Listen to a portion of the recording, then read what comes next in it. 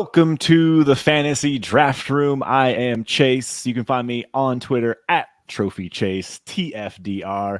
And as always, my main man, Cody. Where can they find you at? Y'all can find me over on Twitter, as always, at the Fantasy Draft Room. Check out the pod wherever you get the podcast, on YouTube, over at the Fantasy Draft Room as well. Check out the joint Twitter account at _TFDR. Like, subscribe, comment, all of the regular stuff, and let's get into the show for this week, man. I'm pretty pumped for this one.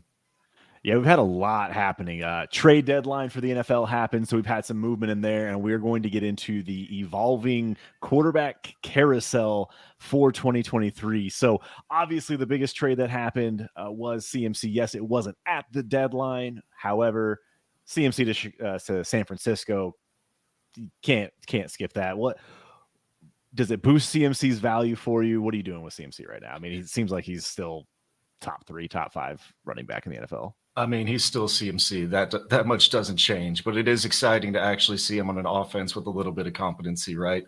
Where all of his value in Carolina was just based on the fact that he was a receiving back and he was efficient with his touches.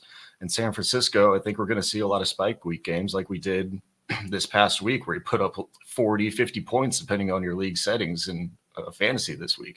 So I think you're going to see a lot more of those type of weeks, and probably even a higher floor with him compared to what he was playing with this year in Carolina. It's just a better offense. Even if it is Jimmy G, he's actually capable of distributing the ball around. The offensive scheme is great with Shanahan. And I think, like I said in one of my recap episodes, whenever this first happened, the only fear with it is he's an injury-prone guy, and it's an injury-prone system. So do you have that same fear? I know you're going out and trying to buy a lot of CMC here right now. I can't deny the fantasy value that CMC has. Yeah, man, passing touchdown, rushing touchdown, receiving touchdown. So he had, the trifecta there in one game without Debo, where in his first full game caught up. But yeah, man, I am worried about Shanny running him into the ground. However, for fantasy, I can't worry about injuries. I am going to go out and acquire him if I can. He's going to be a league winner for you. So yeah, man, I love CMC in the situation. Can he stay healthy? When Eli Mitchell's back, will they kind of try to ease up some of that workload in the running game? And maybe they'll have 2 Debo-esque players so they can have, 6 to 8 carries for Debo, 6 to 8 carries for CMC, and work in the rest. There's a lot they can do, but that's the biggest, most fun trade that happened during this trade cycle. Any last things you want to touch up on CMC, or should we get rolling into the actual deadline deals? No, I think we're good on that one. Just a lot of capital for a running back, man. I know it's CMC, but that's a lot of capital that Carolina got. I think it kind of works out for both sides here. If San Francisco can go on another run with Jimmy G. Totally. Yep. So let's move on to the Chicago Bears. And they made a couple deals. They traded away Roquan Smith for a 2nd and a 5th. And then they took that 2nd round pick, or not that 2nd round pick. They actually gave up their 2nd round pick. So it's going to be a top 40 pick. And they got a top 3 wide receiver, if you ask Chase Claypool. And Chase Claypool is now wide receiver 1, wide receiver 2 on the Chicago Bears. Does that mean anything to you? Wide receiver, it doesn't matter on the Bears because their wide receivers don't matter. I mean, I haven't liked Chase Claypool even during his time in Pittsburgh. From the time that he started, I thought he was always just we might throw the ball up to you 4 times and go run some contested catch routes. Never thought it was going to be viable for fantasy. I'm pretty sure we've seen that it really wasn't. He was kind of just one of those guys in fantasy that was just kind of hanging around dead, probably at the just almost roster clogger, really. I don't think you're ever wanting to start Chase Claypool. And I don't think you're ever going to really want to with the Bears system unless he takes over as the one there. I have minor intrigue. If I have him, I'm going to hold and see what possibilities can come. If they do happen to give him some volume, maybe he can do something with it. It's just an inept offense in general where it's maybe, but I'm not going out and acquiring him. It's just not something I'm looking to do. Yeah, that offense just sucks. I mean, have you been excited to really ever start Darnell Mooney? Put in another guy that I don't think is as good as Darnell Mooney. And I don't ever want to start that guy either then, unless they start giving Justin Fields 40 pass attempts a game, which they're not going to do because he's a good quarterback whenever he's past the line of scrimmage, not behind it. So It's a much better NFL move than it is for fantasy. Yeah. It's great for the Bears getting another weapon. It's going to be a low passing volume, so nothing is going to change. So in the end, pass on it for fantasy, but for the NFL side, like maybe it'll help out Justin Fields. I I mean, guess. even then, I still don't ever want to send a second round NFL pick for Chase Yeah, Claypool either. So wild value that they got back for him. So yeah, man, like let's keep things rolling. You want to talk about Miami? yeah, we'll get into the Miami backfield, which is just the San Francisco backfield at this point. Mike McDaniel just wants to bring everybody over from that system. So we ship out Chase Edmonds, ship him up to Denver in the Bradley Chubb deal, and then we need somebody to fill that role. So let's bring in Jeff Wilson. We've got Jeff Wilson and Raheem Mostert. It is that fantastic duo at it again. Bringing the gang all back together. And so Jeff Wilson, I mean, I don't think his value really changes too much from what it was in San Francisco. In some intrigue, we still haven't seen a Raheem Mostert injury yet, which he's due, I guess. We think the clock is ticking on it, but maybe he can actually stay healthy for once. But yeah, I think I think they're both going to split work kind of like they were already doing in that offense. And unless one guy really gets the role outside of desperation flex, you're probably not too excited. Yeah. I like Mostert for a deep value. Like if you need you're in best ball, great. Jeff Wilson, we thought was dead when CMC came to town. Now they traded him out. Maybe he's going to have some sort of, workload split with Mostert, and that's fine. Again, he's not a guy you're going to want to start week in and week out unless there is a Mostert injury. So yeah, I'm with you. And for Chase Edmonds in Denver, they've already came out and said Melvin Gordon is their one. It just makes I don't know if I fully believe it. It just makes it even more of a messy situation there. Like he's basically going to be what they wanted Mike Boone to be, maybe. Like I thought when they traded for Edmonds that they were going to trade Melvin Gordon. I figured they would find a way to get him off the roster, roll with Edmonds, Lat, and Boone, just because of all the drama that's already been surrounding Melvin Gordon. And this doesn't add to, this is just adds to that, I should say. So, again, same thing. Just don't want any of them. You can roster them, you can add them, you can, if you want to trade for them, knock yourself out. I'm not doing it. I'm not giving up a second because that's what's going to take to get yourself probably Chase Edmonds at this point. Like, I think you could get him for thirds in those spots, to be honest. Maybe because I mean he was already bad. He was already bad. I mean, it's just one of those. It's just one of those running backs that's going to be. If he gets the opportunity, you kind of know what you're getting, and you can spot start him. It's just in that group now. That's true. Let's get into one of the more exciting ones. We've got the Detroit Lions tight end one, TJ Fraudenson, going over to the Vikings in the trade, killing two intermediate tight ends in TJ Hawkinson, who we still had a little bit of hope for, and Irv Smith as well. So we just make tight end landscape even more gross. Yeah, man. Irv Smith getting injured. I think he has a high ankle sprain, if I'm not mistaken, which probably sparked the interest for a trade. We've talked about it all the time. TJ Hawkinson being the fraud tight end one, where it's like, oh yeah, he's tight end 6 right behind that top group, and it's like, well, what has he done? He had that one game that he just torched and had 150 yards and 2 touchdowns, and everyone's like, oh my goodness, like he's back. This is what we wanted. And then it's like nothing. Maybe there's a potential for him to have some sort of role. I mean, think about Higbee being used in McVay's system, similar offense, similar opportunity. But in all honesty, like he's the new right tackle. He's he's going to be helping Dalvin Cook clear some holes, and they might use him in the passing game. They will use him in the passing game. But it doesn't boost his value, in my opinion. It doesn't put him up into that top tier. It does kill Irv Smith for me. It sucks because I really had high hopes for Irv Smith. I thought he would be someone that could have been something. But I think Irv's contract expires at the end of the year, so it's probably a long-term move for them actually getting Hawkinson. And yeah, and that's what I was just kind of looking at here was, with the high ankle sprain, if the two stay long term, I mean, they could roll out a 2 tight end system. It's not really something that we've ever seen from this type of system before, but maybe they do stick around. But Hawkinson being Irv Smith for the rest of the year, not that exciting. And if they do both come back and play together, then it's even worse. So I guess it does open up the tight end room in Detroit for Brock Wright, and you're going to have to help me out with the other guy, Mitchell. Yeah. I don't even know the first name, to be honest. I know I picked him up on some waivers. I'd say it was just waivers. I added him in waivers, but yeah, man, I think it's Wright's show. Wright has shown that he can do everything Hawk was doing on the field. Like, he's looked good in that limited opportunity. I think Mitchell's snap count was super low. I think he was in the teens in snap percentage for the team. So I don't know if his role is going to grow exponentially and he's going to have anything major.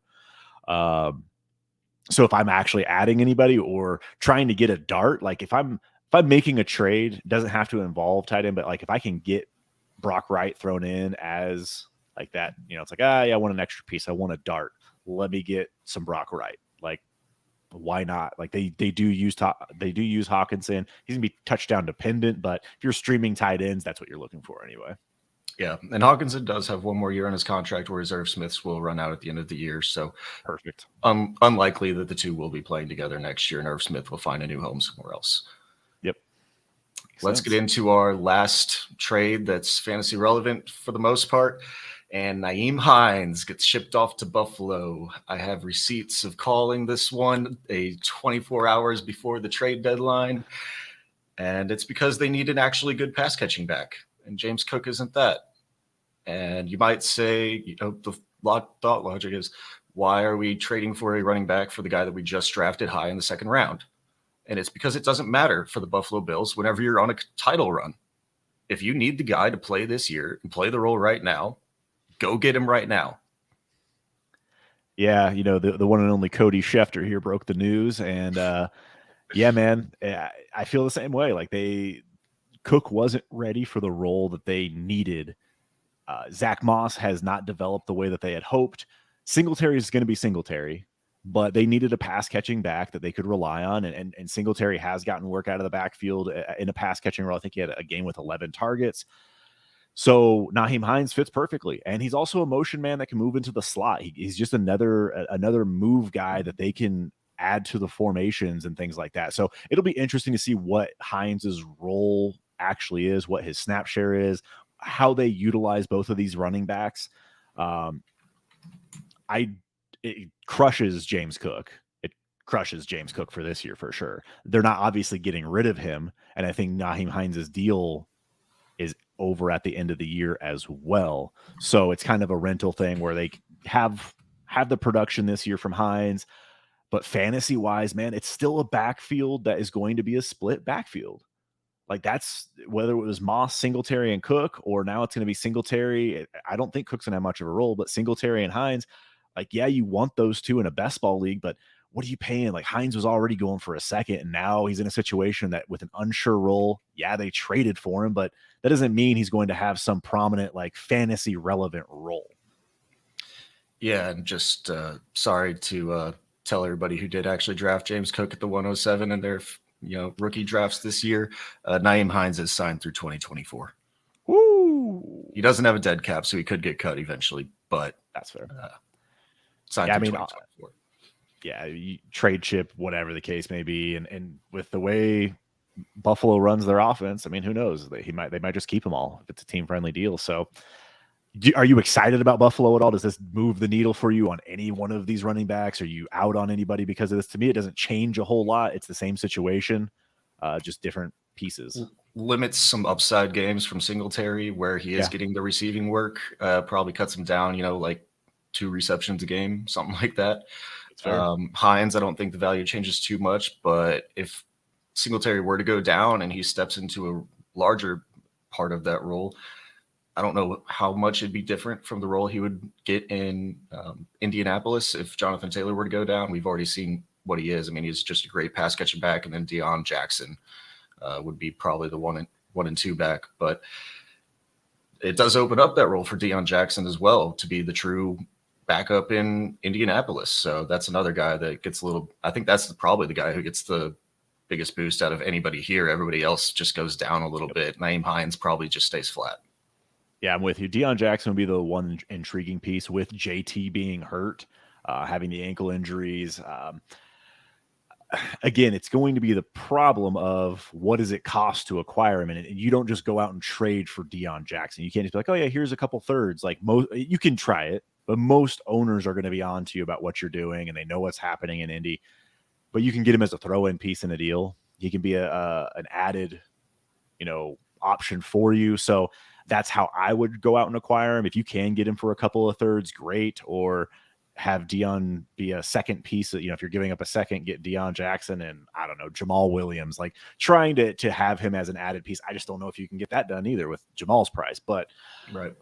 He's just gonna be hard to acquire. If you have him and you can get a second for him, sell him. Like that's where I'm at. And maybe you want to hold him to see what kind of role they let Deion have. Maybe they do roll him out in the slot sometimes as Naheem Hines was. So that'll be fun to see, but he's probably the biggest beneficiary. Yep, for sure. And I think that wraps up most of the changes that we've seen from the trade deadline. It was a fun trade deadline, though. News was just coming in. Most trades in NFL history on trade deadline day. And we got an early CMC one too. So exactly. So we had the big fantasy impact too. So that was fun. And with the trade deadline, we didn't see any quarterback movement. Didn't expect it either. But there will be lots of movement this offseason. We have a few incoming quarterbacks in the 23 class. We have a lot of free agent to be. So we wanted to dive into the quarterback carousel, not only for identifying what teams are going to have new quarterbacks, but also to figure out what trade targets are out there that maybe like this guy's going to get a contract extension. This guy's going to get a deal somewhere to be a starting quarterback. So let's dive in right here and look at the NFL as a whole, identify some of the trade targets in each of these divisions, or not trade targets, some of the free agent targets and teams with quarterbacks leaving. So I'm just going to run through some of the teams, if you don't mind, real quick. AFC East, pretty much locked and loaded. There's nothing changing there. The North, you got the Ravens with Lamar Jackson. Browns, you're going to have Jacoby Brissett as a free agent. Texans are going to need a QB. Indy's going to need a QB. Tennessee will probably need a QB because Tannehill has that out. AFC West, truly there's that potential for Derek Carr to get cut, and we'll dive into that. So the Raiders might need one. New York Giants, Daniel Jones with a free agency. Washington Commanders are going to need one. Detroit Lions, Green Bay Packers with Aaron Rodgers up in the air. We're going to get into each of these teams here and kind of identify some good landing spots. NFC South, everyone needs a freaking quarterback in the NFC South. And then lastly, but not least, the NFC West is pretty secure with the exception of Seattle needing a quarterback with Geno Smith being a free agent. 49ers should have their quarterback, and Jimmy G is going to be a free agent there. So where do you want to start on this? Should we start with the biggest name? Yeah, let's just get right into it. Lamar Jackson hasn't been re-signed yet. Just keeps going out and balling out for this team. I know it's a little bit more of a struggle this year than it has been in the past, but they refuse to give him weapons. They refuse to sign and do a contract. What are we going to – we seem like we're coming to the breaking point here in Baltimore. And – either one side's going to have to give pretty quickly. I know they're not talking during the season, but I think once the season ends, whatever it does end for the Ravens, once it does, it's going to have to come pretty quickly, or else I don't think Lamar's coming back to Baltimore. Man, we talked a lot about Lamar Jackson and the Baltimore Ravens situation. Him being his own agent, like you get him as a player gets to hear how the front office and ownership really views him. And it doesn't seem like things have progressed in a positive manner based on how Lamar has been responding and acting towards the situation. I do not think they get a deal done. I don't think Baltimore wants to pay Deshaun Watson prices. They don't want to pay Russell Wilson prices. When the Ravens have been successful, it hasn't been built around paying a quarterback. Our theory, the theory that's been talked about, has been the match made in heaven, not even looking fantasy-wise, but the Atlanta Falcons, man. they went in hard for Deshaun Watson. They were offering up 3 first-round picks, almost had the deal done. The only issue was Watson had the control, and they weren't offering the contract quite of what he wanted. Cleveland comes in, sweeps him off his feet, deal done. I don't think Atlanta strikes out. Lamar, they'll be willing to give up the same package for Lamar. I think the Ravens would love 3 firsts, and they take that and run. I feel like the Falcons would then pay a guy that doesn't have these off the field concerns and get their quarterback of the future, get a running quarterback similar to Michael Vick, someone that Arthur Smith would love to have in his system. Like, yes, it's a fantasy match made in heaven, but in real football terms, like, it makes perfect sense. And the more I've talked about it and the more we talk about it, and it gets brought up, like, I feel like it's going to happen. Am I crazy? I think we're speaking it into existence a little bit too much. I hope so. A little bit too much, but it's definitely a possibility. It's definitely a very real possibility. And the Atlanta one does feel like it makes perfect sense. Now, I would very much like to see Arthur Smith not there if that is the case, and would hope that he is out and it's a whole new regime that gets brought in to build the offense around Lamar Jackson, Kyle Pitts, Drake London, because they already have the good O-line. They've got serviceable running backs. It could be a very quick turnaround in Atlanta if they do this right. Yep.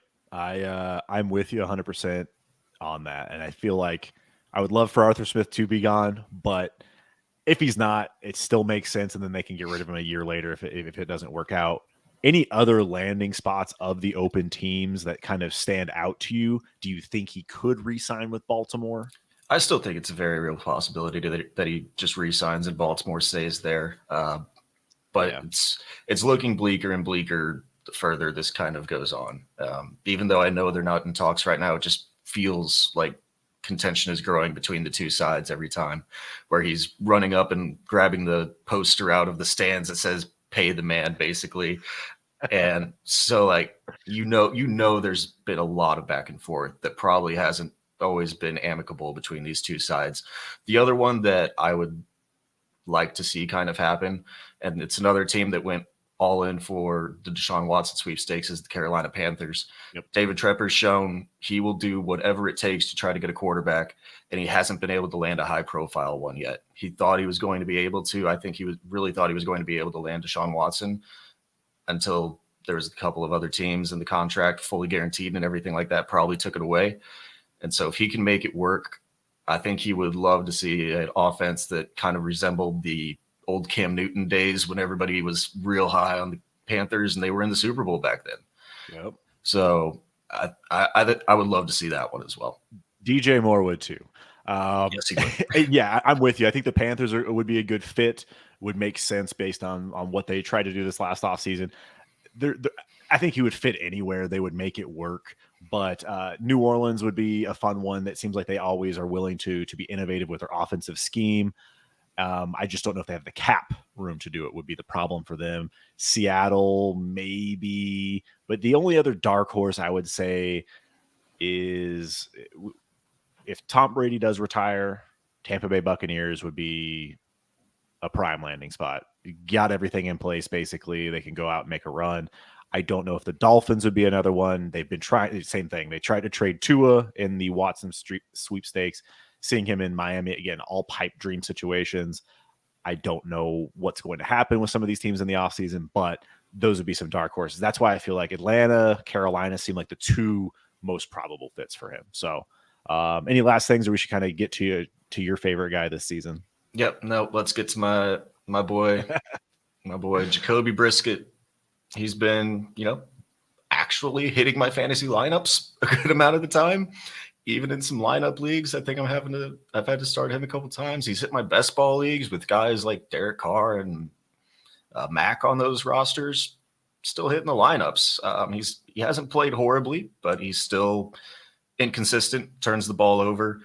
And to be honest, I mean, I don't see much of a future outside of another backup role for him probably next year. However, I think it was Get Up sometime earlier this week. They had a conversation of, well, if he's rocking and rolling whenever Deshaun comes back. Do they just roll? They just stick with Jacoby? And it's like, you do realize they're 3-5. Like come on. I could see maybe the one game versus the Texans. You kind of like hold him out, hold him back, shield him from what that national spotlight is going to be in his first game back. But no, throw him into the fire. We need to get Deshaun back on the field as quickly as possible. And no, Jacoby that's the scene the NFL wants. They want Deshaun Watson Sunday Night Football against the Texans. As much as it may be bad press.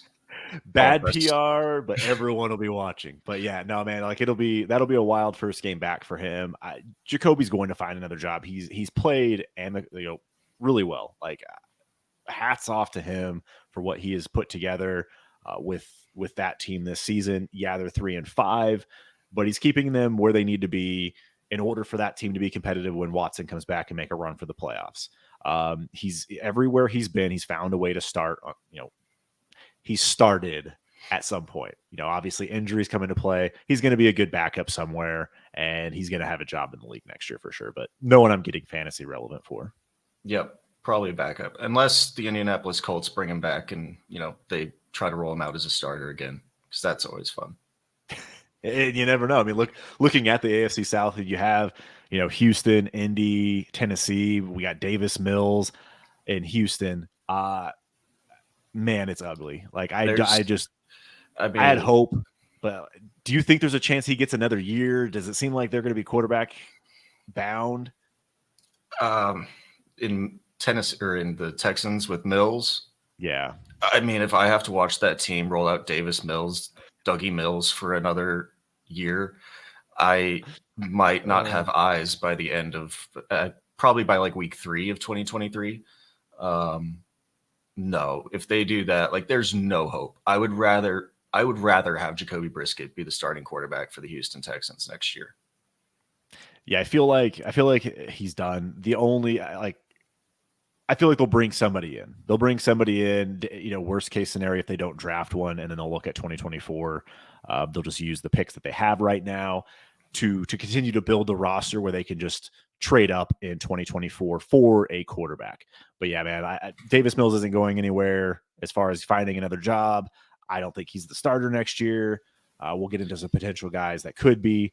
Indianapolis, this has been a fun circus that they've had since 2016. I mean, what was it? Quarterback every year? Different starting quarterback week 1 since 2016. So let's have some fun and relive this one. I know this one comes across Twitter every year, and it's going to come across Twitter next year, because if Sam Ehlinger or Matt Ryan are the starting quarterback for the Indianapolis Colts in 2023, I think the percentage chance of that is like 2, maybe 2%. So year over year. 2016, Andrew Luck, week 1 starter. 2017, Scott Tolzien. 2018, Andrew Luck back again. Then 19, Jacoby Brissett. This is why he's going to go back. He's going to return. Job. 2020 was the Phillip Rivers year. 2021 was the Wentz experiment. This year, it's the Matt Ryan experiment. What will 23 bring? I don't know. But they somehow just seem to always have hope for what it could be, and then it just falls apart. And it seems to be the Andrew Luck curse that was put on this franchise for them not drafting offensive linemen. Yeah, I find it a very low percentage chance that Matt Ryan is back starting there, especially with what they're doing this year. Seems like they're tanking for a pick in a way, or they want to see what's on the roster. I feel like they're going to try and draft a quarterback this year. Whether or not they're in position, we'll find out. There are a few guys. We'll get into the 2023 rookie class in another episode or two here, just to kind of give you an idea of who some of these quarterbacks are, who's NFL ready too. I mean, if some of these guys are going to be sitting out a year, it's going to be a real interesting quarterback carousel. I mean, we've seen it in fantasy already, where it's been an ugly quarterback year. So who knows what's going to happen? But I don't think Matt Ryan. Do you think he's going to get another shot somewhere? Like, do you think someone's going to give Matt Ryan another chance? Is he still on books with? Yeah. He's still on the books with them. They would have to do another trade, another Carson Wentz trade to another team to get him off. I think I don't know if anybody in the NFL is going to do that. So I think they're just going to have to eat this one. I think he's just going to be the backup there behind whatever rookie. Be the veteran presence to help out with whoever they bring in. Yeah, I think that's Makes sense. probably it. I could see that. Yeah, Indy seems like they're primed to draft someone. We'll get into some of the other candidates that might be a fit for Indy and how they do it, but looks like year 8, another starting quarterback. So Tennessee Titans, Ryan Tannehill is under contract. However, they have an out where they can cut him at the end of this year, save, I want to say it's like 19 million against the cap. And they did just draft Malik Willis, are in playoff contention as well. So there's also the fact that the Tennessee Titans are still relevant in the NFL, where Derrick Henry and Ryan Tannehill might be running it out there again. What do you think? I don't see it happening. I think it's played out its welcome. It feels like every year they're just never quite good enough to make it all the way, and they're just going to need something new to try to get them over that bump. Whether that's going to be Malik Willis. I mean, it was not a pretty day one. I was there to see that one live. That was rough. Everything about that game was rough. But, I mean, throwing the ball 10 times, nothing was accurate. He didn't even look explosive in the running game, which is what I thought we were going to see a lot of, and we didn't get to see that either. So I think time will tell a little bit more. Hopefully maybe they get to see a little bit more Malik Willis here over the rest of the season if Tannehill isn't able to make it all the way through. But if they do go through this year and it's just Ryan Tannehill out there, I think they at least bring in another vet or they draft somebody in the 2023 draft, because I don't think they're going to roll out and hope that Malik Willis is the one to take them over the hump. After 2 weeks, they were 0-2. They lost to the Giants, which everyone was like, oh my gosh, Tennessee's awful. They lost to the Giants, but we found out the New York Football Giants are a good team. And then they got waxed by the Bills. And it was like, oh my gosh, Tennessee, it's over. Vrabel going to get fired. This is awful. They're 5-2. They've rattled off 5 straight. That division is wide open. Jacksonville doesn't seem like they're going to take hold. Indy doesn't look like we thought they would, where we thought Matt Ryan would be able to come in and lead that team. And Houston's a bottom feeder. So it's truly their division to lose. And you are absolutely right where they could hit reset or they could bring in somebody. But man, if they make the playoffs again, which it seems like they will, even if they're a first round exit, it's going to be really hard to not bring him back. Like, that's the way I see it. I feel like that team will look at what they have. Derrick Henry, Ryan Tannehill, maybe if they add some pieces, I think he's going to be back. Ryan Tannehill would be a good veteran presence anywhere he goes. Falcons, Panthers. He would be one of those guys that just takes a job, but he would be a starter in the NFL next year, whether it's in Tennessee or somewhere else. Or do you feel differently? You think that if he gets cut, he's going to be competing for a job? No, I mean, I think the only scenario that would happen, I mean, maybe the team that does sign him, if he's not on Tennessee, maybe they draft like a 4th, 5th round quarterback that sits behind him, and if things don't work out, they can bring in that guy during the season. But I think he's definitely a starter week 1 next year, and should be the starter for the majority of the year. The details on that contract for Ryan Tannehill next year, if they do cut him, they have a dead cap that they will eat of $18.8 million, and his cap hit, if he does stay on the team, is 36.6. So you basically cut your cap hit in half. Yeah, so save $18 million. That is a pretty heavy cap hit for a guy like Ryan Tannehill. So, I mean, it'll come down to how they do in the playoffs, I feel like, because they're not missing the playoffs, right? No, I don't think there's any way unless things just fall apart. And I think what might determine it is, if it kind of is that first game, second game exit, is it because of Ryan Tannehill? Is it because they get into another shootout and he throws 2 picks and fumbles the ball once? And it's on him And kind of like, I believe that's what we saw the story was whenever they were playing the Bengals last year. They just got up, then they couldn't come back with just a ground and pound running game. It had to go to Ryan Tannehill and put it on his shoulders, and he just wasn't good enough to do it. Yeah, I think if he's we the see weak that link. scenario play out again, he could be gone. 100%. If he's that weak link, you're right. Yep. Cut him, but he will find a job somewhere. So if you have him in fantasy, I would not be too worried about him long. I say long term, but in the next year, he should have a job somewhere. Take that for what it is. He's still in a short term window, I feel like, in the NFL. But hey, man, with how we've looked at, we got, after we did the math, there's like potential of 17 quarterback openings, and there are not 17 quality free agent or incoming players to play quarterback in the NFL. So I feel like he might have a job for another couple of years in the NFL somewhere if he wants to play. And this is why it's called the carousel. And Yes. 15, I think it was 15 or 17, the total number of openings or total number of quarterbacks that could see movement.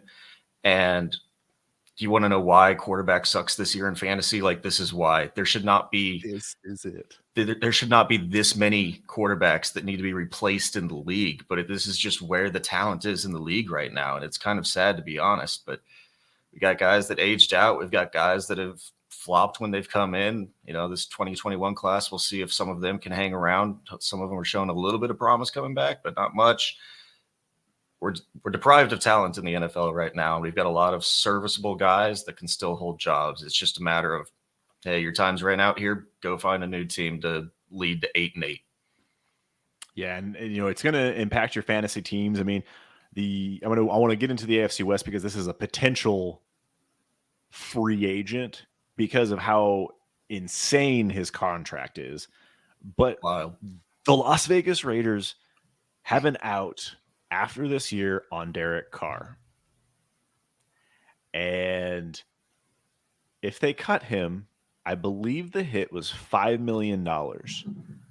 If they keep him, they owe him like $34 million. $5.625 million on the dead cap if he's cut, $29.25 million if he stays on the roster. My goodness. Why and the Raiders are so bad. Why would you sign that contract? Right. You said that you want to be a Raider for life, but you give them an out in like after year 2 of the contract you just signed? Like, it does not make sense. And so is it that the Raiders forced his hand into signing this because they didn't have the faith in him long term? Or what was the oversight here? Like, why is this contract set up this way? It feels like to me that Derek Carr was showing his loyalty to the organization, allowing for restructures, allowing for things like that where it's more team friendly. As a quarterback in the league, I would not be doing that. No, I don't think you can do that. I mean, really, even Derek Carr signing the new contract with only $30 million also kind of feels light for Derek Carr and what he's, yet never elite per se, but he's shown enough for this team that, it is a team friendly deal. Yeah. With what Carr is doing, for fantasy wise, he's a QB2, but in the NFL, he's a damn good quarterback. And it just makes me wonder if the Raiders end up, I mean, they're 1-5 right now, or 1-6. Like, it is ugly in Las Vegas. If they end up with a top 5 pick, will they be willing to hit the reset button, get rid of Carr, get rid of Devontae Adams, get rid of Waller, just full on slam reset on this team? Because they have a competitive division with Patrick Mahomes. Herbert's been playing awful. So the Chargers haven't been as good. The Broncos have looked terrible, but they're still managing to find ways to win games with a really good defense and a underperforming Russ. Injuries across the board on both of those teams as well, with the Chargers and Broncos. So where do they fit in, and what is their plan going forward? So that will be a very interesting team to watch in the offseason. And if Derek Carr wants to play football, he absolutely will have a starting job in the NFL. For sure. And if they let him go and let him choose his spot, that is a guy I would be super ecstatic to have. So Derek Carr is one of those guys that I'm kind of secretly keeping my eye on. Obviously, if he does stay in Las Vegas, they have a very good team, or you would think on paper they have a good team. It just hasn't panned out on the field. Yep, just only turning that roster into 2 wins so far this year. It just 2 wins, okay. 2-5 so far this year. Ugh. Not pretty. And so yeah, I mean, if this continues and they're like, hey, something needs to change, it could be a bit of a reset there in Las Vegas. But I'm with you. He's going to get a job, and wherever he goes, I don't have too much. I mean, I wouldn't have worry about where he goes. Would you say like good percentage chance he's still back next year, though? Would you put majority percentage chance on him being back yet? I would say 80-20. I'd say 80, That's maybe about even where I was. 85%. Like he stays, barring some craziness with that team. I feel like they're going to have a rebound this year where they find a way to be competitive.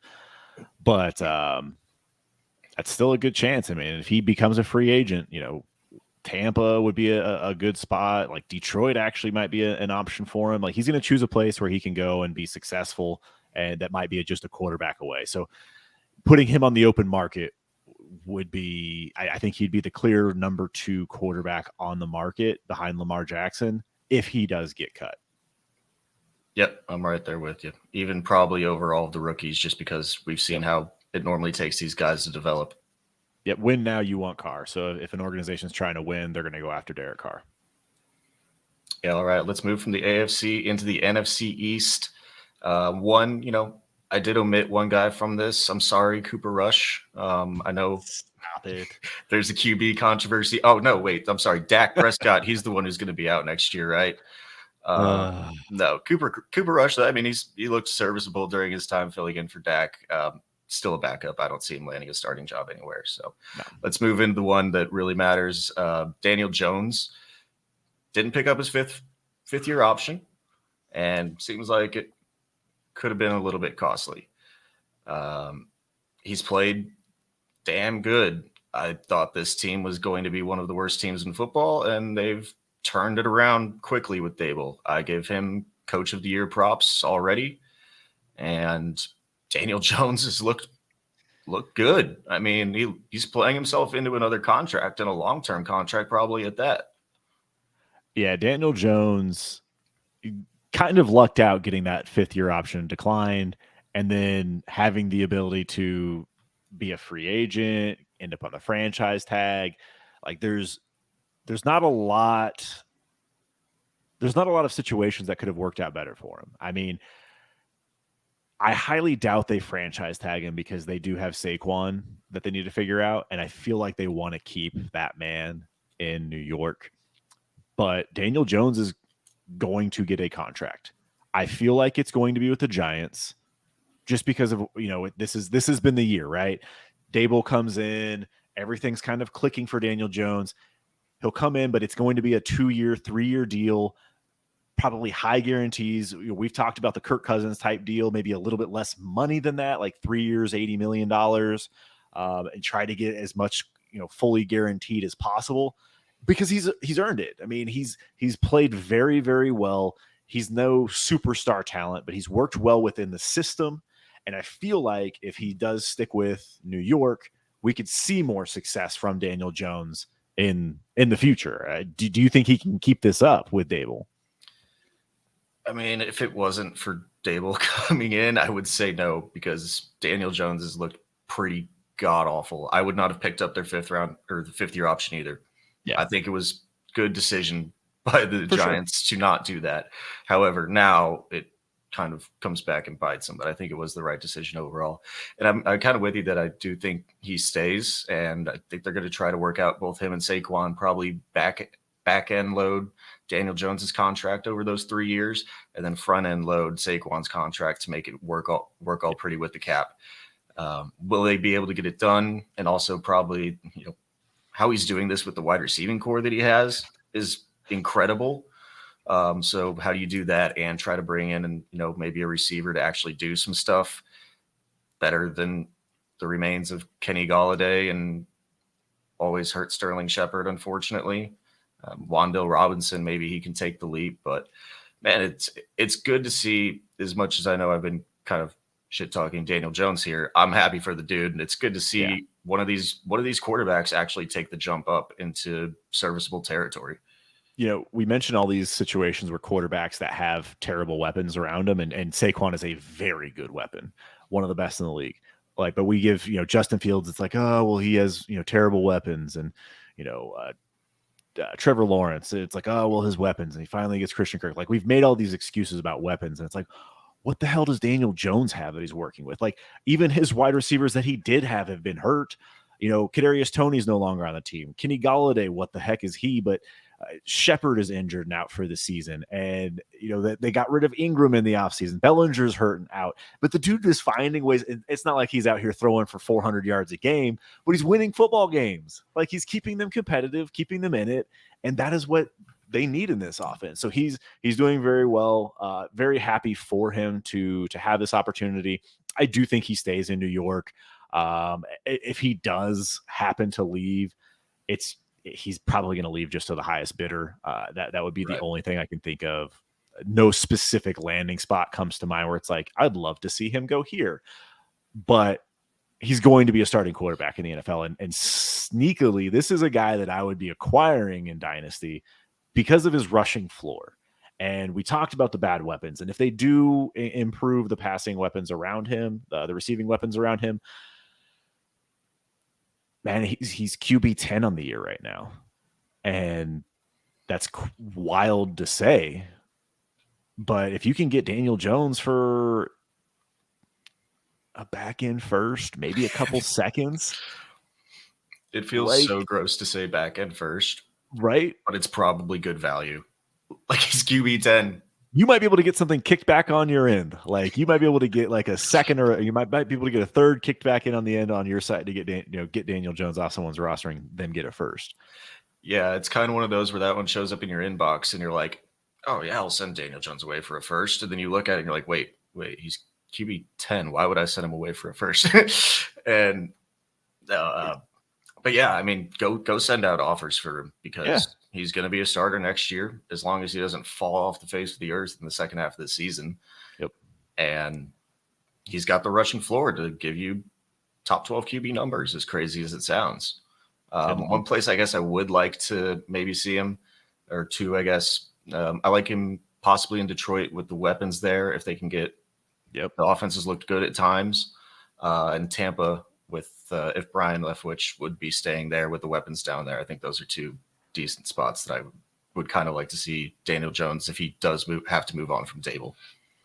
Yeah, I think the Falcons would be another one, just with that, if Arthur Smith sticks around, just because it would be a system-focused thing where he could be the Ryan Tannehill of the offense, where he can use his legs to his ability when he needs to, but he'll also have Pitts and London there. Those are the ones that come to mind. I do like the Lions, as you mentioned as well. But I honestly think he's sticking with the Giants. And, we always talk about like contracts matter for quarterbacks, because it's like, oh, well, he's a free agent. What's going to happen with him? If he's a guy I'm very confident will be in the football, he'll be a starting quarterback in the NFL for at least the next 2 years beyond this year. So you have this year and the next two. I have no problem going out if he's going to be your QB2, hopefully QB3 on your team. I'd feel a lot more confident that way. But getting in for a back end first and getting Daniel Jones and even a third makes me feel really good. Yep. Don't even need the third kicked back, but definitely throw it in, honestly, because Daniel Jones has too much stink on him from just like the Giants organization not giving him the 50-year option. He had a lot of stink on him before coming into this year. Yep. Let's talk about probably the stinkiest quarterback in the NFL, Carson Wentz. Man, people smell him coming to the locker room and they want to stop showing up for work. It seems like this is just team after team is just sounds awful from everybody in the organization in the locker room. I mean, Terry McLaurin coming up to Taylor Heineke and like thanking him for being his quarterback. I mean, old hug. Man, Carson Wentz is, I don't know what the future holds for this dude, because it feels like he's still good enough to probably land one of these jobs if 15 quarterbacks are leaving. Yeah, and you've only got like 3 rookie QBs coming in, but it's gross. Not wrong at all. Like, I feel like Wentz will find a job somewhere. Like he's going to be, you talk about a guy that's going to be Ryan Fitzpatrick in the future. Like this is that guy. Like he's going to have amazing games where you're like, man, like out here running and throwing for 350 yards. And it's like, this looks like MVP caliber season Carson Wentz again. And then he comes out and fumbles 3 times and throws 2 picks. And you're just like, there it is. There's YOLO Wentz. But I don't know if Wentz is actually a free agent. I think he might have a year, but they have the out on him. I know Taylor Heineke is a free agent for sure.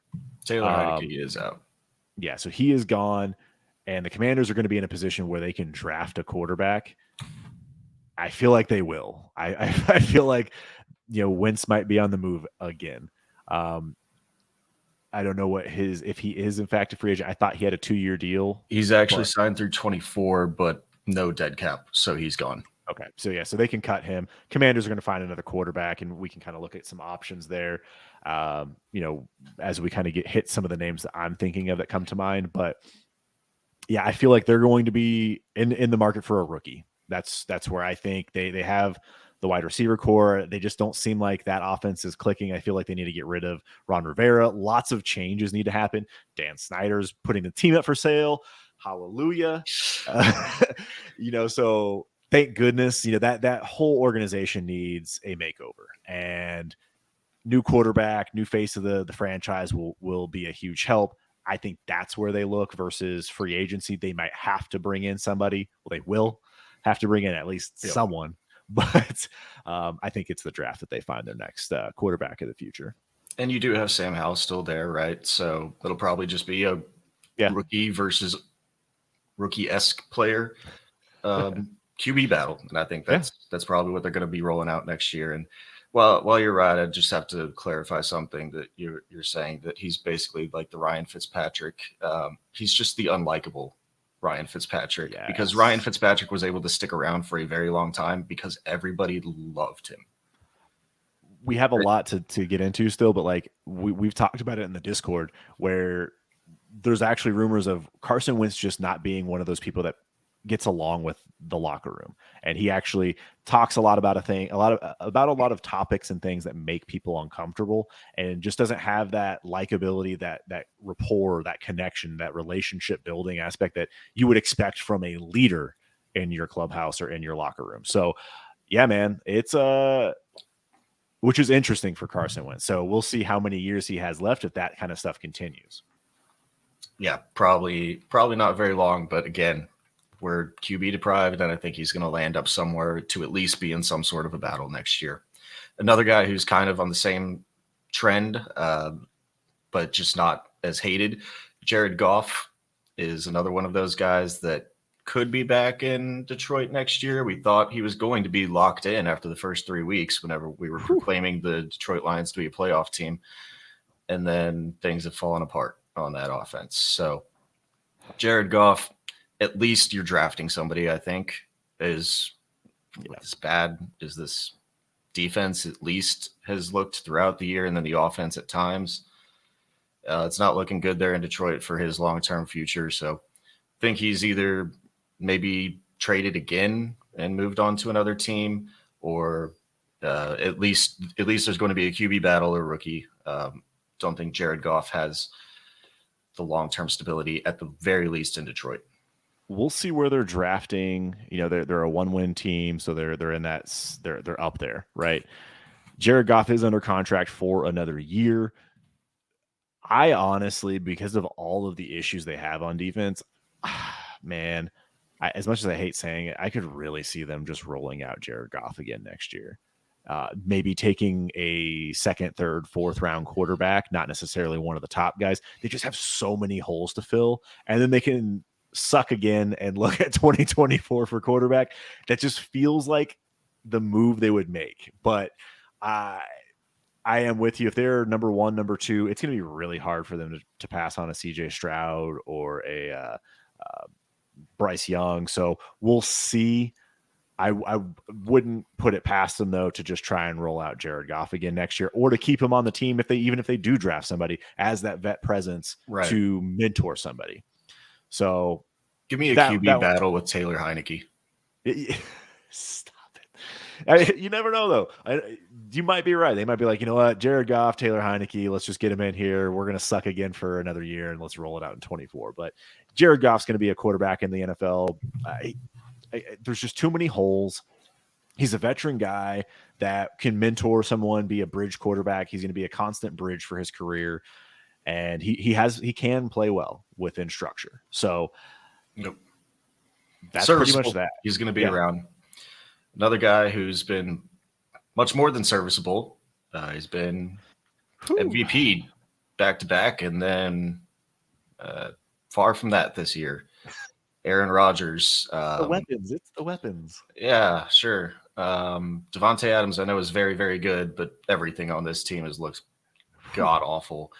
And no, Aaron Rodgers has talked about loving playing football, but he's also talked about being perfectly fine leaving football. And after this season, with everything that's going on, I mean, how many times are we going to say, can he get the trust from the front office to actually fix the team? I think we've been saying this for like 3 years. It's not going to happen. I don't know if he actually goes into these meetings and trusts them every single time. Aaron Rodgers doesn't seem like a very trusting person, so I don't think that's it. I truthfully think he retires after this year. Yeah, I wouldn't be surprised if he just goes out and smokes a lot of ayahuasca and enjoys dancing around in the desert, you know. But at the same time, I could see him playing football for another 3 years. It's just how much crap does he want to put up with in Green Bay? And I think that's what kind of amazes me is he signed the contract this past offseason knowing what he knew about Devontae Adams leaving. Like you said, what faith he has in the front office still at this point, because they didn't do anything at the trade deadline. They didn't give him anything besides Christian Watson, and obviously that didn't work. You know, Randall Cobb is a shell. The MVS is gone. You brought in Samari Toure. You brought in Romeo Doubs. You know, all of these rookie late round picks that, you know, just aren't working out. And Watson, we all knew, had time to develop. Like, Christian Watson was not going to come in day one and just tear things up like the first rounders would. So I could see it. It's definitely in the realm of possibilities where Aaron Rodgers retires. But I feel like we're going to see another year of him. I think it's going to be another dramatic offseason, and he'll be back. I've got it. I'll say it's 50-50 right now that he's back. Okay. Yeah, I'm a little bit more 70-30 right now, even though they've been bad. I still feel 70-30 that he's going to come back and play football for at least one more year. Not to hang up on him too long, Jordan Love the starter in Green Bay if he doesn't? Yes, they put a first-round draft pick in him. I think they give him a chance, but this would be a perfect landing spot for a Jacoby Brissett, Taylor Heineke, you know, bringing in Carson Wentz, like another one of these vet guys that, like, hey, if it doesn't work out, we'll know and we'll just roll on to the next guy. So, yeah. Let's get into the NFC South, though, and I'm just going to rattle off the everyone real quickly. So, Tom Brady, Andy Dalton, Jameis Winston, Marcus Mariota, Desmond Ridder, PJ Walker, Matt Corral, Baker Mayfield, Sam Darnold. Woo! Gross. The interesting thing about this division, like we talk about Tampa, Tom Brady's a free agent at the end of the year. Tom Brady's a free agent. So whether he wants to play football or not again, that is up to him. But he also has the opportunity to leave and go anywhere else that he'd like as well. So Tom Brady's going to be a very fun name to watch this offseason. It feels like retirement, but him and Giselle are getting a divorce. Maybe Giselle knows something that we don't. Maybe Giselle's like, hey, if you want to keep playing football, we're ending this. And he's like, okay, that's fine with me. I'm going to keep playing until I'm 50. That was what he said he wanted to do earlier on in his career. So maybe he tries it for another year or two, but that's about the only name. I mean, you think Brady's back? I think so. Yeah, man. Like, he rolls it back one more time, rolls it back to 46. Dude, like, what else is he going to do? I guess he has the Fox deal that he can go into as soon as he retires. Kids, right? Like, no, I'm kidding. But like, in all honesty, like, this has not been the season that he has wanted. right? Like we No, all thought the Bucks would be in contention. They borderline playoff team because of how awful this division is. But man, I don't think he wants to go out like this. no. After this prolific of a career, it would be almost kind of sad to see it end like this. I think the real question for me: do you think he stays in Tampa? Because I think he stays in Tampa if he does roll it back. Yeah, I think when looking at all of the landing spots, there's the one that was rumored was the Miami Dolphins. Prior to like him potentially getting some ownership in with the Miami Dolphins and being the starting quarterback there.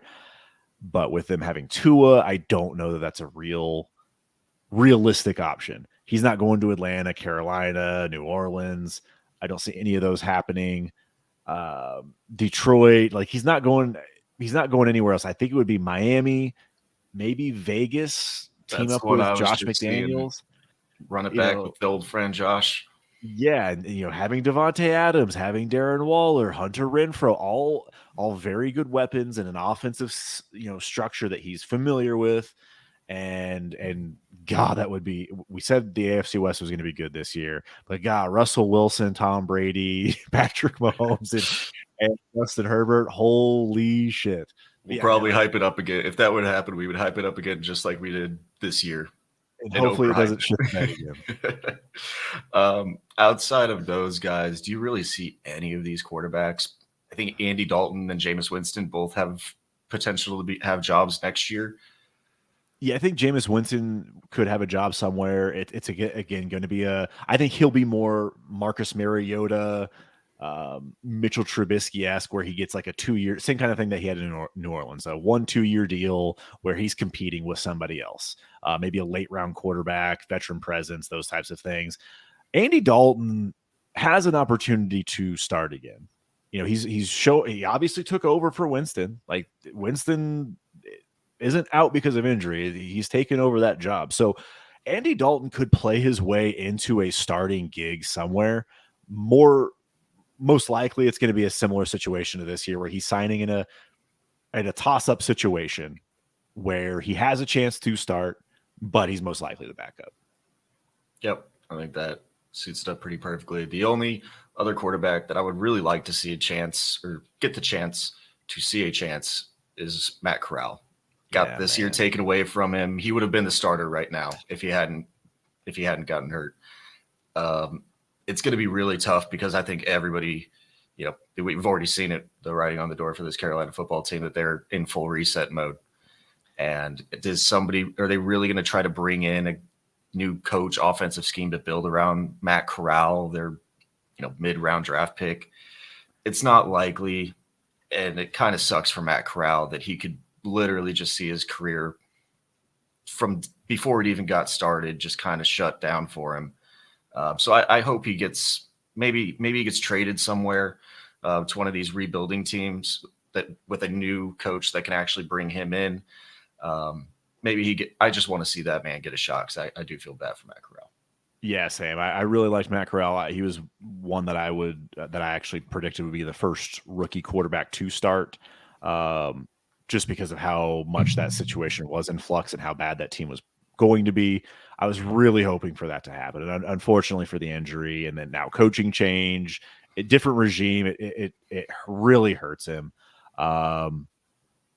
So we'll see. Most likely they're drafting a quarterback or they're going to bring in a vet. Like I could see them bringing in a Jimmy G, a Carson Wentz, like any of those, Ryan Tannehill, any of these guys that like kind of circles the carousel, like, rides the carousel. Like Yep. one of those guys will be in Carolina to kind of help out with again, a vet presence, helping out a rookie, unless they take like a CJ Stroud right at the top and let it roll.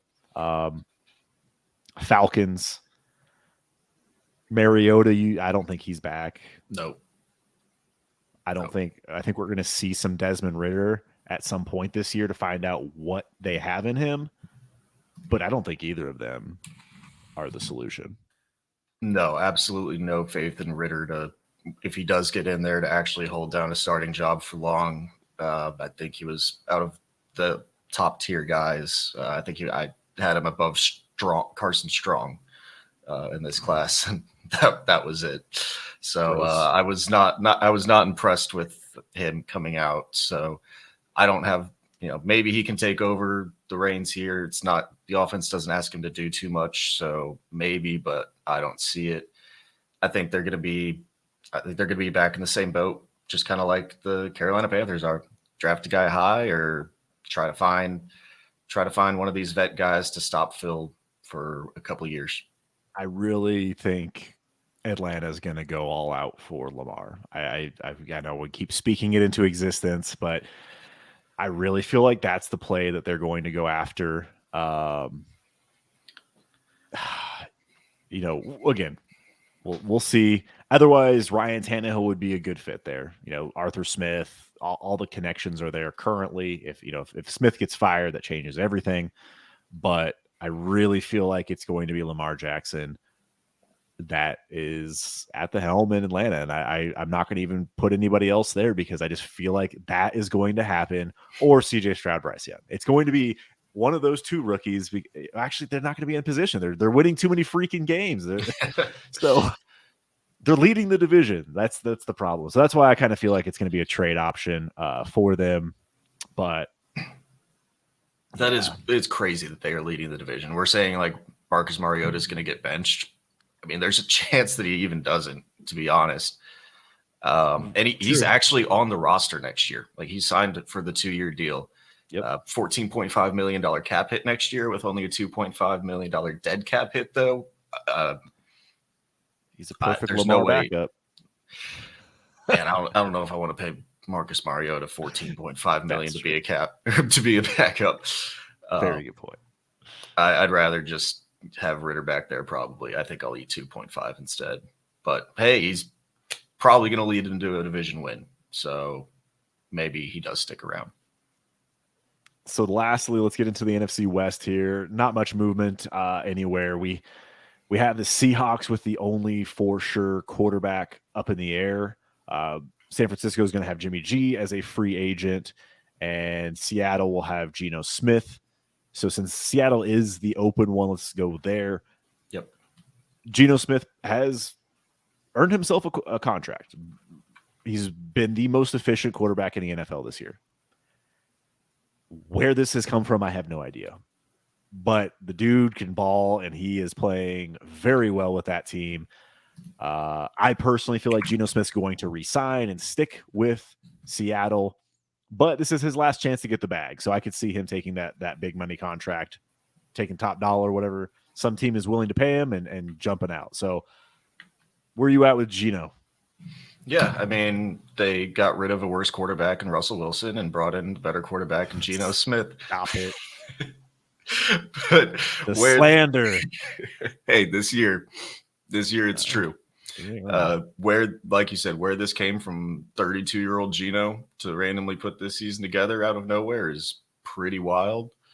I think if Seattle pays him anywhere in the range of good money, I think he's the starting quarterback for the Seattle Seahawks next year.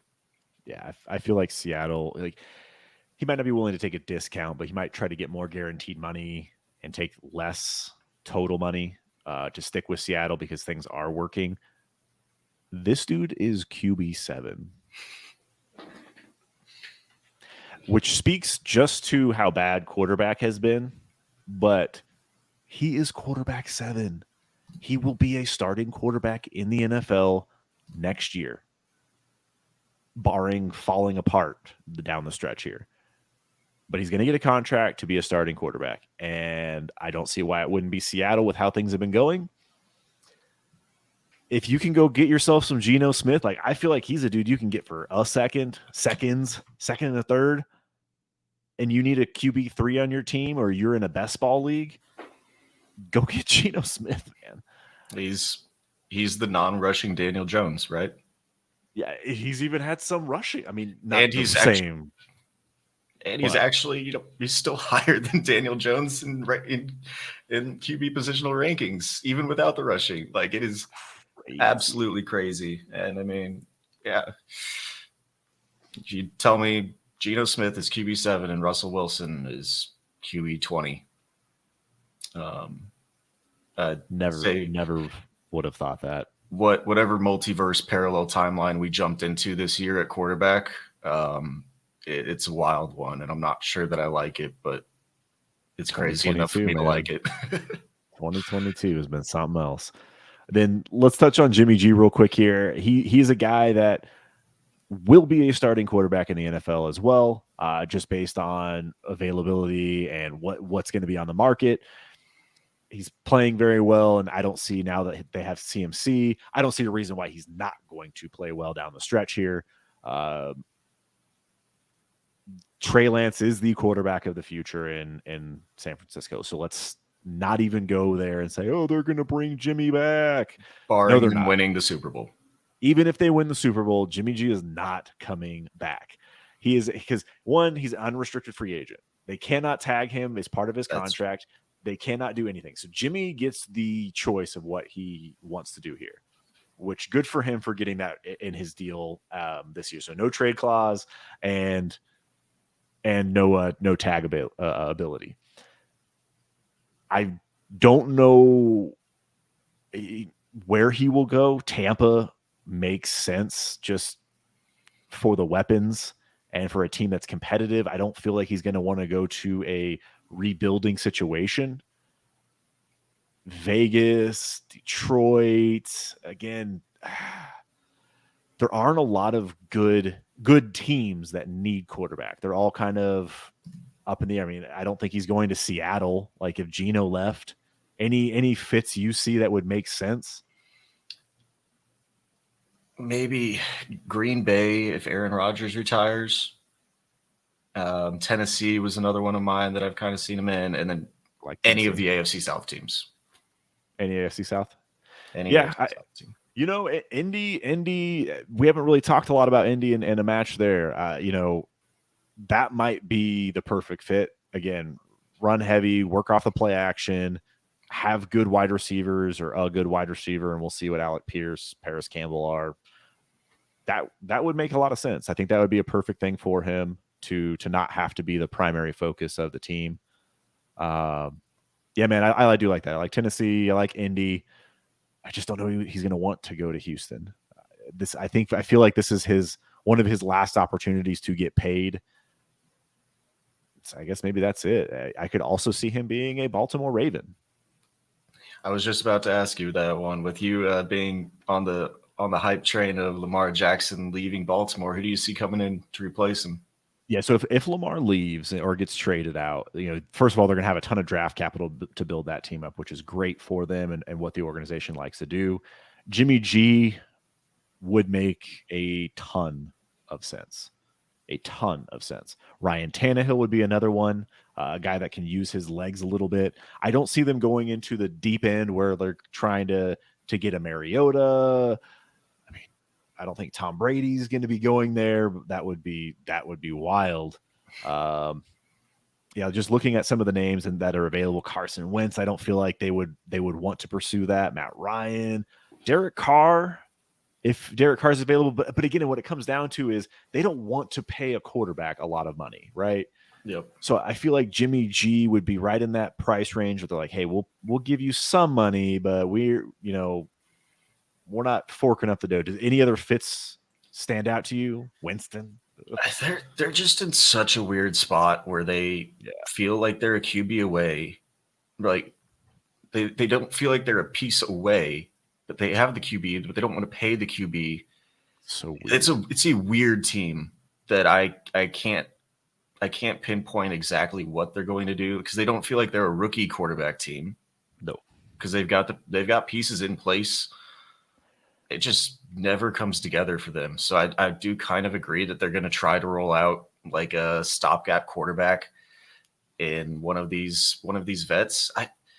They give me a lot of the same vibes as what we've kind of seen over the last couple of years is like Indianapolis, where they just keep trying to bring these older guys in that they think are good enough to make them playoff contenders and like Super Bowl contenders, and they're just never are.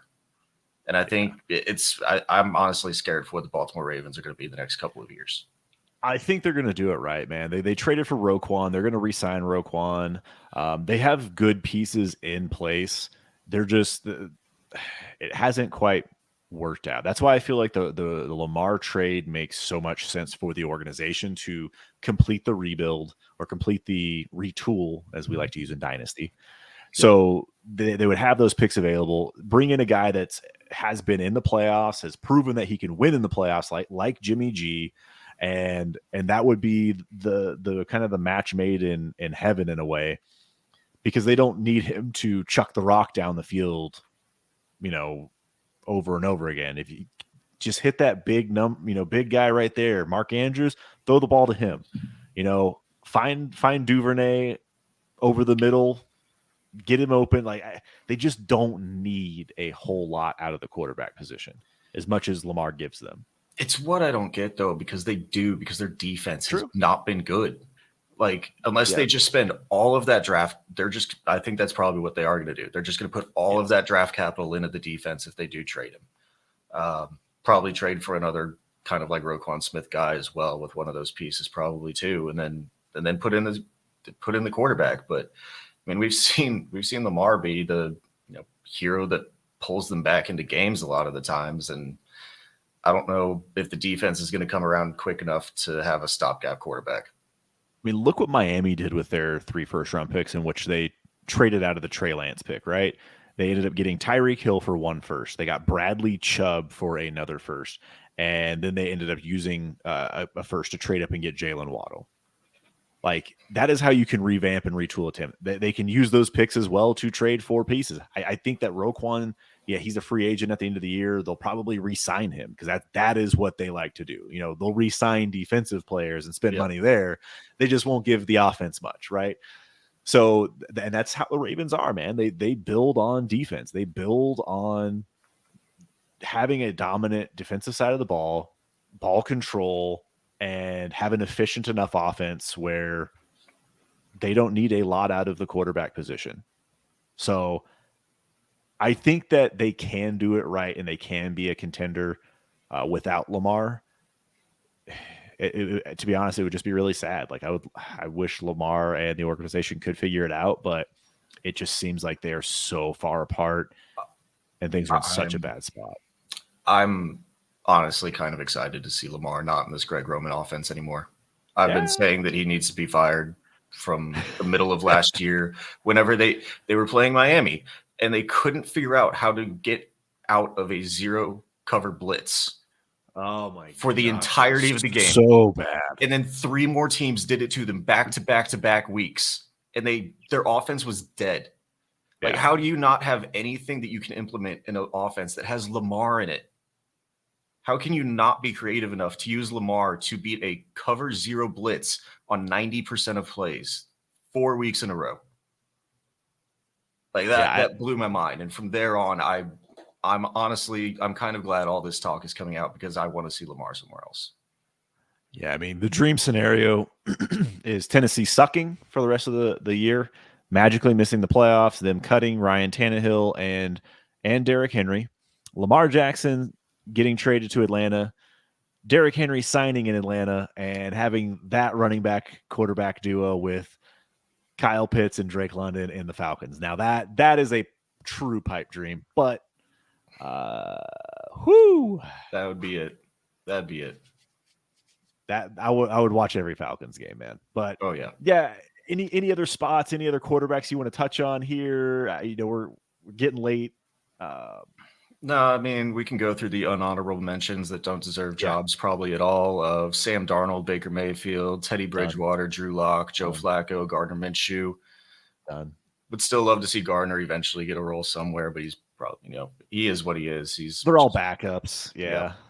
And some of those guys I don't even want as a backup. The only other dark horse one that I kind of brought up while we were looking through all of this was the Los Angeles Rams. That team seems like they're in full Super Bowl hangover mode, and none of them really want to be playing football anymore. They went to the mountaintop, and there's nowhere else to climb. So we're just going to get off, and a lot of people are just going to retire. And I think that there's a possibility with the injuries that he sustained and everything that The Los Angeles Rams just go, hey, we're done. This team got to the mountaintop and we're all just going to retire now. And Matthew Stafford goes with them. I mean, I could see Aaron Donald. He didn't want to come back until they gave him the big bag, and that put him in that situation where he came back. Man, it's just so weird to say like Stafford is done because of how good he looked last year. He still had the turnover bug. I just never envisioned this product from the Rams, and they don't have draft capital. You're absolutely right. Cooper Kupp is up there in age. Aaron Donald up there in age. Their defense is old. Their offense they have no offensive line. They have a running back that doesn't want to play there. Darrell Henderson's a free agent. Like, it is ugly for the Los Angeles Rams, and I don't know if necessarily like everyone retires. I could see trades galore, though.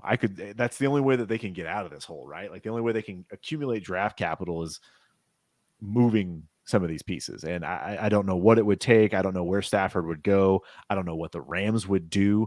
Like, that would be a full blown rebuild. And maybe that's where might just be what they need now, because there's no future there. Yeah, like no way that I see him digging it out. That's might be where you see a Baker Mayfield try to get a starting gig. Carson Wentz, maybe Matt Ryan gets cut and he gets an opportunity to sign. It's like, all right, well, come on down and be our 1 year. Man, like it's a shit show in LA right now, and I could see it happening, and it's just so sad. Go from the, like you said, that mountaintop to rock bottom. I truthfully think there's a lot of guys in there just do not care and don't care enough to put in the effort that it takes to be an elite team in the NFL right now. Yeah, that offensive line is so bad. I just don't see anything improving for him. So sucks to suck, man. Like, it really does. So man, just going through it, my takeaway from this whole thing is just quarterback is so bad. And like you said, we got guys coming in. We got guys that we're excited about in 23 and 24 coming in, but we've seen these rookie hit rates in quarterbacks, and it ain't good. It's not good at all. We've had just guys on the circular door just coming in and out for years now, and all of our good quarterbacks just aged out. And like, the sad thing is we talked about 14 to 17 teams that are in need of quarterback or that could have a quarterback change. When we look at the 2021 class with Trevor Lawrence, Mac Jones, Justin Fields, Zach Wilson, that whole class where we thought, Trey Lance, like where we thought these guys are going to come in and be, damn good NFL quarterbacks, there's all question marks about them. And not like they're on their way out, but like they haven't put necessarily their best foot forward where, hey, I have a lot of confidence in Zach Wilson, or I have a lot of confidence in Justin Fields and Mac Jones. And, if he's getting benched for Bailey Zappi, like what's really going on there? Trey Lance has played in a total of 4 games his whole career. It's been so long since he's played football. Like, we can see more turnover at the quarterback position in the future. And so kind of like what you said, what are our takeaways? Having an elite quarterback or having one of those top tier quarterbacks that has security is so important. And even some of the guys that don't have or haven't had like the production but have security, Derek Carr, Russell Wilson has his contract. He's not going anywhere. Yep. Like, there's value in that. Again, we talked about the 21 class, T-Law, Fields. Like, there's risk with all of these QB2s. But at the same time, like, they're going to have jobs, and they're going to be guys that you need on your roster at this point. So figuring out ways to get these guys in deals, figuring out ways to get yourself into the elite tier of quarterback is really where it's at. And and we'll get into the 23 class in the next couple of weeks here, but I don't want to have a starting quarterback be in my fantasy lineup being a rookie. I just don't want it to be that way. It's not that these guys are bad, but it takes time. I mean, Kenny Pickett, like there's just so much bad quarterback play. So yeah, man. Any last things? Anything else you wanted to kind of touch on for takeaways? No, I mean, I think I'm with you that I don't want to be drafting rookie quarterbacks to keep on my roster to try to fix my roster. I'm fine drafting the quarterbacks, but I don't want them to be on my team probably, but even by the time the season comes around, or if there's the obvious QB pick, trade out of that pick is typically what my strategy is. I think I'd rather just trade out of those picks and try to identify some of these guys that you think are going to stick around for another 2-3 years. The ones that we went through and said, hey, they're not great, but they're going to be here. Yeah, I mean, Kirk Cousins is another one I didn't mention. Like he's got job security. He's playing very well. He's always been a fringe QB1, high end QB2. That would be a good guy to get because you're going to have that security. And even some of these guys we talked about, Daniel Jones, Jimmy G, Geno Smith, like these are obviously not the sexy picks, but they're going to be starters, and you will have teams where you're starting these guys. I mean, Geno Smith's QB7, it sounds gross, but man, bottom line is the dude's playing well. He's going to be starting in fantasy teams. It's gross, but it's the landscape that we got to live with. It's the landscape that we got to navigate. And exactly. I think this is actually a pretty good exercise to try to find some of these guys to target when you're coming up on your trade deadline, if your league does have one, and go send out a second and a third for one of these gross guys that, I mean, if you're in quarterback hell and you're trying to roll out Matt Ryan and another guy that may not even have a job next year, you got to do something. And like we said, I don't want to be drafting the rookies. At least I don't want to try to be saving my team and fixing my team with the rookies, because those hit rates, like we've seen with these 21 guys, don't seem to be there. It's hard to come into the league right off the bat as a quarterback and succeed. We've seen it with some of these truly special guys, but I mean, for the most part, it takes time. It takes time to learn the offense, and a lot of these guys are going to awful teams. Like that's just how it works. So, yeah, man, trade for some of these QB2s. Try and get yourself the Cars, the Russes. It's not going to be pretty this year, but it's a play for next year. And a lot of people are really down on these players right now. Justin Fields, until the past 4 weeks, people have been really down on him, but these guys are going to be starters in the NFL. These guys can see a value bump next year. I don't think it is going to be this bad all the time, but it has been a really bad year for quarterbacks. I mean, Justin Herbert has played awful. Like he's been hurt obviously too. So you're seeing it from all over, but yeah, man, this has been a fun exercise. I love looking at this because it does give me some good ideas that I want to go out and trade for. And I think I'm going to go send some offers out tonight. Yeah, let's go do it. All right. Well, thank you all for joining us here. Please like, subscribe, follow us on Twitter. And again, we will see you on the next episode of the Fantasy Draft Room.